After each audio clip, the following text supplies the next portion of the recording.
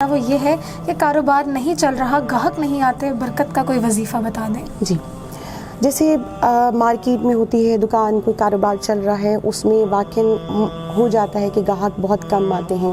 اس کے لیے ہے کہ آپ اپنی جب صبح کو جائیں تو اس میں حدیث قصا کی تلاوت کر لیں۔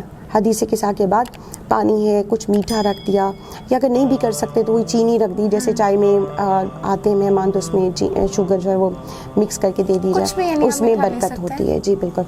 اس کے علاوہ اس جو دکان ہے یا جو آپ کا پلازا ہے، اس میں جہاں پر گاہک آتے ہیں اس کے سامنے ہی وہاں پر آیت الکرسی لگا دی جائے، آنے والے پہ اچھا امپریشن پڑتا ہے۔ اور دوسرا، آپ اپنی فجر کی نماز کے بعد یا آپ اپنا دایاں ہاتھ اپنی پیشانی پہ رکھ کر 15 مرتبہ یا 30 مرتبہ، جو آپ کے لیے آسانی ہو، 7 مرتبہ اول و آخر درود پاک پیشانی پہ ہاتھ رکھ کے 15 یا 30 مرتبہ آپ سورہ کوثر کی تلاوت کر لیں۔ آپ کے گاہک اس قدر آئیں گے آپ کی دکان میں کہ آپ کو سم ٹائم آپ کی وہ چیز سیل ہو چکی ہوگی، مگر وہ آپ کو انسسٹ کریں گے، ہمیں دوبارہ ڈیمانڈ بڑھتی جائے گی۔